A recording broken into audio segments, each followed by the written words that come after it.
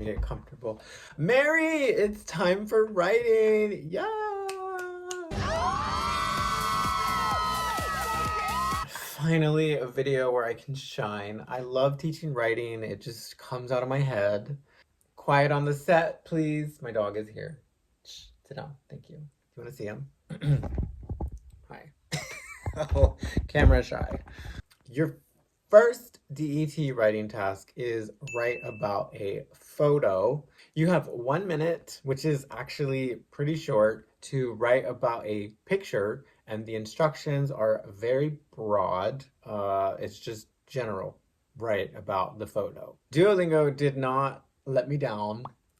They are looking for, when they score your responses, they're looking at the same things all the other tests look for: grammar, vocabulary, and content. Most tests look for organization, but Duolingo, in this sense, in this area, is not looking at your organization. For the write about a photo, we don't really have to worry so much about the connectors like furthermore, in addition, but you still can use them. How do they score you? This is from their guide. 2 points for grammar, complexity, and accuracy. 2 points for vocab, level, and what's the other one?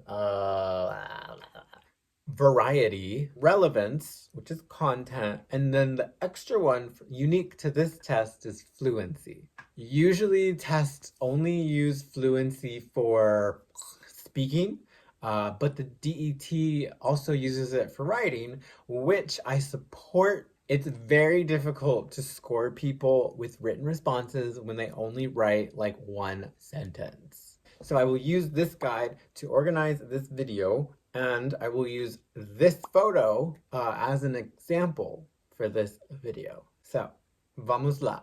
Grammatical complexity and accuracy. So you have 1 minute, so do not write, "I see a man." Not enough, but also don't just write simple sentences like this. There's a man, he is tall, he wears a sweater, I see a boy. You will get points for accuracy because there's no mistakes, but you will not get points for complexity because this is too simple. It's too easy. It's 4 sentences that follow the same pattern: subject, simple verb, object, complement, whatever you want to call it. It's giving A1, A2 level. Not just for the DET, but any test you take, maybe give them some grammar, serve them the complexity, the variety. You can do a simple sentence here and there, but you need to add in some complexity. Generally speaking, here is a list of simple grammar. Okay, this is not comfortable. This is why it's with my camera. Okay. Period. Let me give you a list of simple grammar to either avoid or just use very little of. Okay, first we have there is, there are, can, I can run, I can see a boy, like, I like boys, I don't like girls. It's too easy. Want, the verb want is a very simple verb. I want this, I want that, I want love. This is all the type of language that beginners often use, and that's why we classify it as simple grammar. Okay, now let me give you a list of what, in general, testers consider complex grammar. Relative clauses: who, whose, whom, that, which. Conditionals using the if. Passive voice, a little weird in speaking, but we can use it more effectively in writing. Noun clauses, using words like why, how, if in sentences to connect. Oh God, I hate noun clauses. Examples, I don't know why people drive so quickly. I wonder how she will buy that car. Your harder, more complex tenses, the perfects, the combination tenses like present perfect continuous, tenses that take 2 or 3 words. Inversion, not only do I love bears, but I love otters too. I'm a bear, and I'm a daddy. I'm a daddy bear. And subordination, so using subordinate clauses like, when I look back on my life, it's not that I don't want to. You know that one. Even though Kim has a record deal, I still don't think she can sing. Ooh, not me leaving my dirty closet open. Okay. Um, God, this video is chaotic.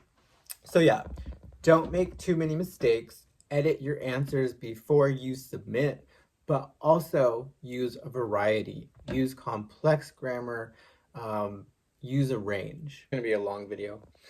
Let's go to vocab. Kind of the same concept. Use the vocab correctly. Use vocab you know, but also you need to use all different levels and kinds of vocab. Don't just use easy words. You want to impress them. That's the point. Testers are trying to see what you are capable of. So again, impress them. Let's look at my answer again. This one. Okay, the most difficult word is sweater. That's like maybe a B1 level word. We have tall, we have boy, we have man. Those are too easy, too simple.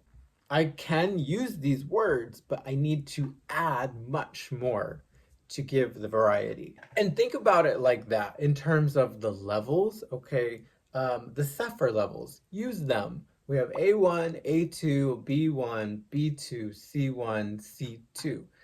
When you write your answer and you're looking at your words, ask yourself, where on this scale are my words? If you're not familiar with the Sefer scales, don't have time, Google it, but it's basically a scale. A is the easiest, beginner, B is intermediate language, and C level is advanced language. C2 is native speaker, basically. Tall, A level. Enormous, B level. The man towers over his son as if he were a skyscraper.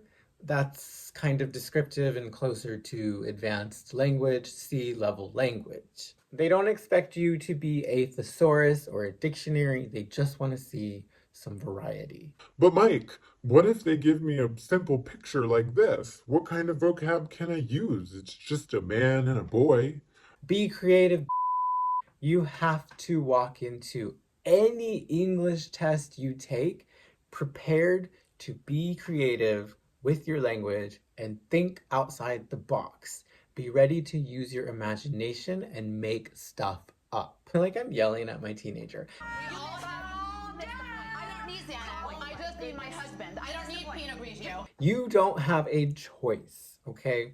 The people who do the best on these English tests for production are the people who have imagination. Make up a story. It doesn't matter. They're grading your language, not the truthfulness of these answers.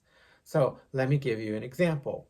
Picture, this man appears to be accompanying his son to school. I imagine he will continue to his job after he drops off his son.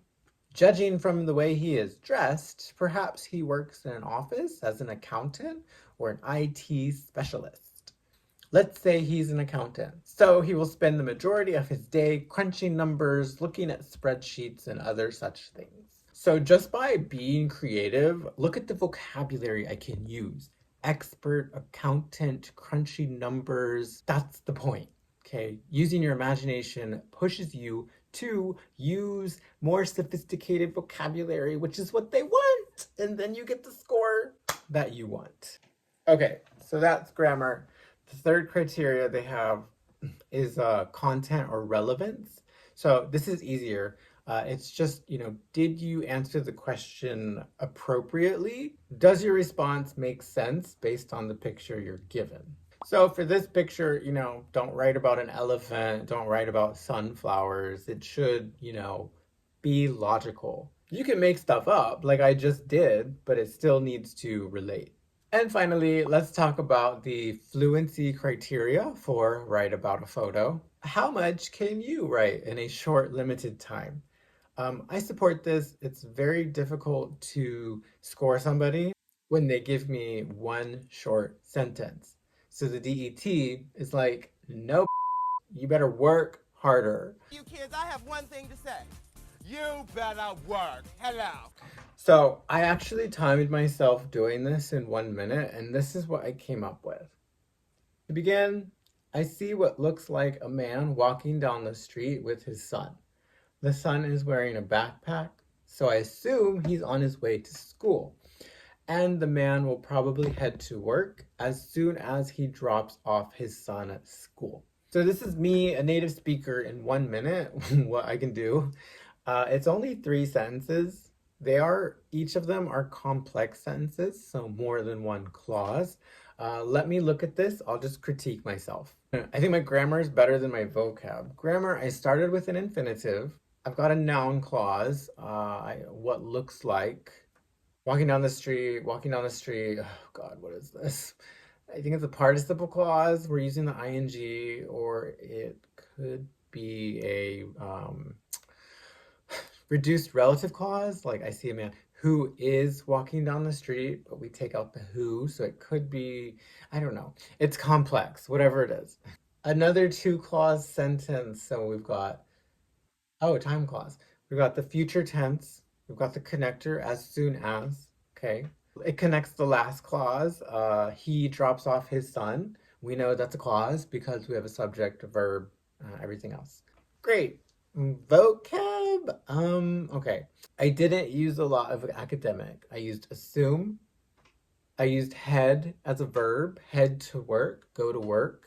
And I used a phrasal verb, drop off.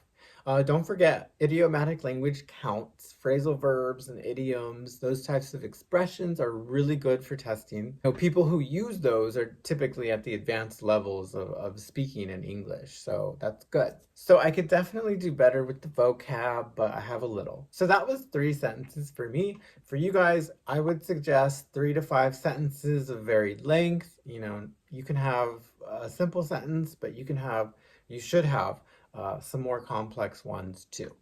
Let me show you one more that I did, and we can just look at the answer. Here's the picture. Oh, and by the way, apparently there's like levels for pictures too. There's level 1, level 2, level 3. And this picture is level 3. I think the picture of the man and the boy, I think that's level 1. I did this one in 1 minute. Here's the answer I got. Boom. The first thing I noticed in this picture is the spaceship. It looks a bit too large to be an airplane, so perhaps there is some type of groundbreaking event happening here. The machinery belongs to the US, so it's possible that some astronauts are about to head to space.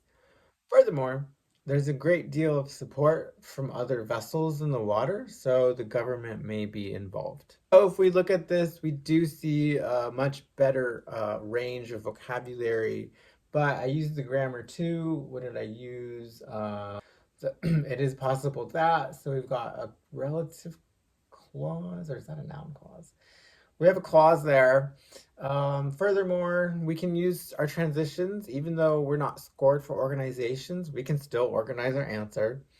So the government may be involved. Okay, modal, passive voice, modal, the government may be involved. Modals, I think, are mostly complex language except for the can. If you use might, may, must, yeah. Kind of like intermediate grammar. Oh, I thought of something else. Bonus tip today. You can prepare some phrases to help you start your responses. Sometimes starting is the hardest part for people. So you can, prepare for that. So for example, the first thing I noticed, let's begin with the whatever is in the picture. If I had to describe this picture, I would say da-da-da-da. It just helps you get started. Plus there's a little grammar. Okay, let's summarize this video. Number 1, you have 1 minute, so be ready to be creative and think on your toes.